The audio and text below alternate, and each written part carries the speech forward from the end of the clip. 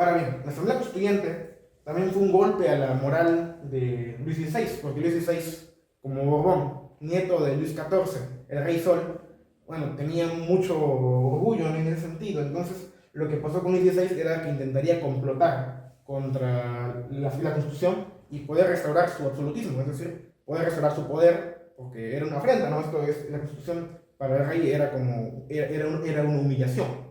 En ese sentido, bueno, el rey empezaría, ¿no?, a hacer tratos con otras naciones europeas para que de alguna manera lo retornen al poder.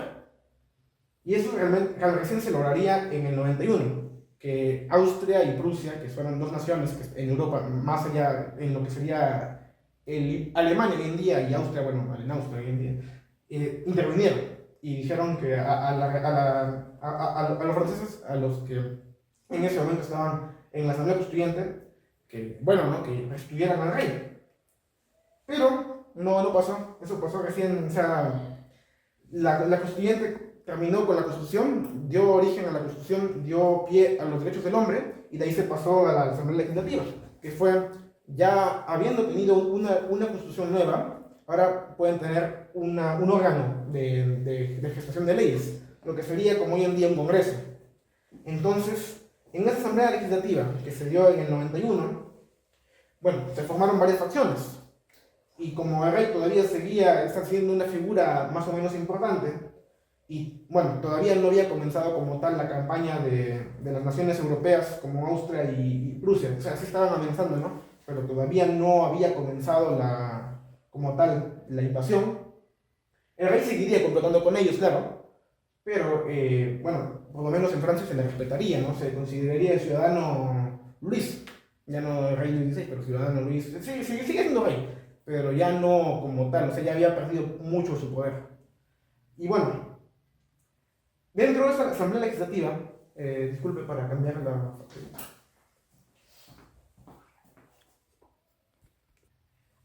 Bueno, dentro de la Asamblea Legislativa que hubo en ese entonces, bueno, como hemos dicho, ¿no?, los estamentos que habían antes fueron la nobleza, el clero y el pueblo llano, pero el pueblo llano no era un pueblo organizado, o sea, no era homogéneo.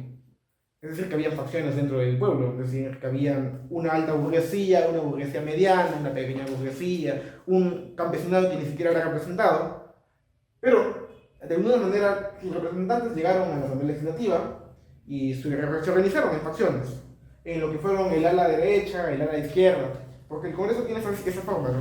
Y es ahí donde se forja lo que sería, lo que hoy en día llamamos derecha, izquierda, porque en el lado derecho tenían a los constitucionalistas, que eran los nobles que habían aceptado esta constitución y se habían vuelto más liberales, que aceptaban como tal la constitución. Todavía eran monárquicos, porque todavía digamos que Luis era nominalmente el rey, y bueno, lo que ellos querían era que más o menos como que se acabe la revolución. Para ellos ya había acabado y ya la cuestión ahora era normalizarlo, era... Ya bueno, ahora vivimos en una monarquía constitucional y hay que mejorarla, ¿no? Luego, otra facción que hubo ahí fueron los girondinos. Los girondinos fueron una facción de la alta burguesía que también consideraba que bueno, la revolución estaba bien, que ya, bueno, habría que normalizarla, ¿no?, que moderarla bastante, por lo que, como ya habían logrado su objetivo, de que era tener, que de hecho haya igualdad política, ya habían gestado la Constitución, los derechos del hombre, ellos consideraban que ya debía haber un cierto pare en ese sentido, que se debía desradicalizar la revolución, pero que se debía mantener. Y de hecho ellos no estaban del todo a favor del rey, ellos sí tenían muchas críticas al rey, pero eran más moderados que el grupo que viene a continuación, que eran los jacobinos. Los jacobinos fueron un grupo muy importante, porque fueron el grupo más radical durante la revolución, y ellos ya decían que ni siquiera hay que ser monarquía constitucional, ¿no? Ya hay que ejecutar al rey, ¿no? Porque ¿para qué seguimos siendo una monarquía constitucional si el rey lo que quiere es hacer que regrese su poder absolutista? Entonces, el grupo de los jacobinos era el que buscaba como tal que se expandiese la revolución, el grupo que buscaba que dejen de ser una monarquía, que sean una república, como sí pasó después, y que, bueno, esas sean sus principales tendencias y como tal lo lograron después. Este grupo fue encabezado por Maximilien Robespierre, que luego sería el líder de Francia y en la época del terror. Y bueno, sí era un grupo que abocaba por el terror como estrategia revolucionaria, es decir, el terror es una cuestión de que, bueno, hay que acabar con los enemigos, hay que ejecutarlos, cuestiones así. Y eso no era algo que estuvieran muy de acuerdo los girondinos. Es decir, que más que nada estaban a favor de que hay que ser moderados, no hay que ejecutar a nuestros enemigos, es decir, ¿por qué? Y los jacobinos decían, no, sí hay que ejecutarlos. Y bueno, ¿no? Porque como tal, esto es un escenario de revolución. Y en un escenario de revolución hay una cuestión muy importante, que es que el país que se enfrenta, o la sociedad que se enfrenta a esta revolución, tiene dos problemas. Uno, el externo, que es decir, que el resto de sociedades, es decir, en este momento Francia, frente a Europa, no estaba sola. Francia compartía el territorio, o sea, compartía su ubicación geográfica con el resto de Europa. El resto de Europa eran naciones que todavía eran absolutistas, menos Inglaterra. En ese sentido, eran naciones que también estaban emparentadas con el rey Luis XVI. Es decir, España en ese momento era borbónica. Es decir, también Austria era de la tierra donde venía María Antonieta. Entonces, como en ese sentido, Francia estaba como aislada frente a Europa, ese es un enemigo externo. Porque, como hemos visto, Austria y Prusia amenazaron a la República y de hecho ya para este periodo ya la estuvieron invadiendo, intentando restaurar al rey. Y luego también está el enemigo interno. El enemigo interno o los problemas internos dentro de una revolución son los intentos de, bueno, terminarla, los intentos de volver, o sea, de la población del mismo país, de volver al antiguo régimen. Y sí pasaba, porque, por ejemplo, durante este periodo de la Revolución Francesa, fue que se dio en una zona de Francia un poco alejada, una comunidad rural creo que se llamaba La Vendée, que los campesinos que vivían bajo una sociedad feudal se rebelaron contra la revolución, es decir, no estaban a favor de la revolución, siendo campesinos, viviendo en una sociedad feudal, no se sentían representados por la gente que había llegado al poder en ese entonces, que eran mayormente burgueses.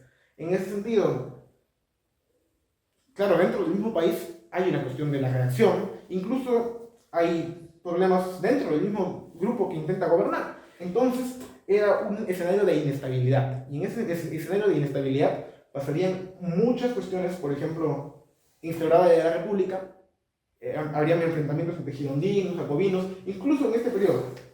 Ahora bien, para ver cuál fue el tránsito de la monarquía constitucional a la República, hay que ver el tema de la invasión de Austria y Prusia a Francia. El rey Luis XVI, de hecho, escapó del palacio porque lo tenían más o menos como recluido ahí para ir a reunirse con los austriacos y alemanes que intentaban restaurarlo. Eso fue visto totalmente por la gente de Francia como una traición. Entonces, al atraparlo en medio camino de intentar irse a contactar con los prusianos y austriacos, la gente lo atrapa, luego lo llevan a países de vuelta y ahí lo ejecutan.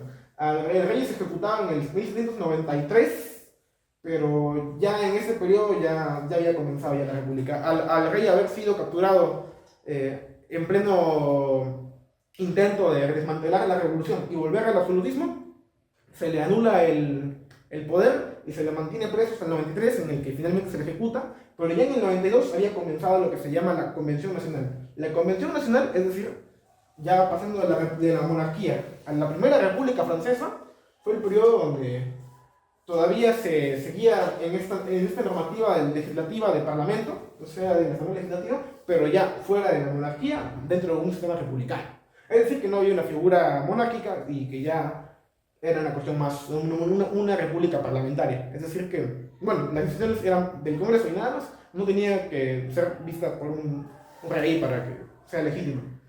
Y en ese sentido, la Convención Nacional primero fue encabezada por el grupo de los girondinos. Como eran los más moderados, se pensó que, bueno, debían ser los que debían gobernar en ese momento. Ahora, los girondinos, como tal, eran republicanos, sí, y antes habían estado enfrentados al rey, pero no lo veían de todo mal. No eran tan radicales, eran más moderados.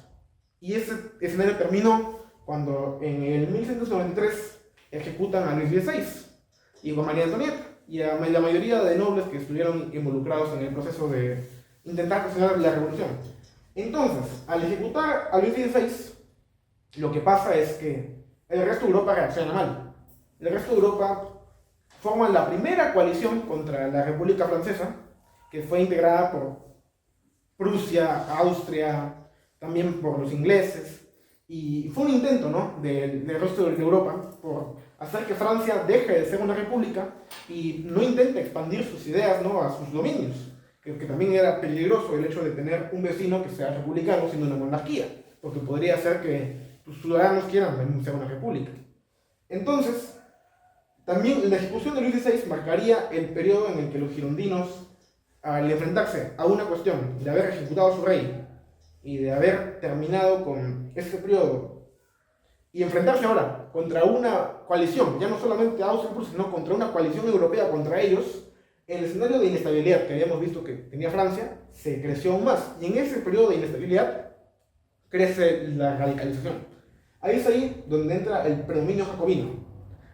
Los jacobinos, como hemos dicho, era el grupo más radical dentro de la Revolución Francesa, que fueron los que dijeron, ya, ahora que ya no hay rey, ahora que somos una república y que el país se enfrenta a una amenaza externa, una amenaza interna que quiere desmantelar la revolución, lo que hay que hacer es implantar un gobierno del terror. El gobierno del terror era una cuestión de, bueno, no es como que, ay, vamos a ejecutar a los que nos caen mal, pero sí era una cuestión de que implantaron de alguna manera una mano dura.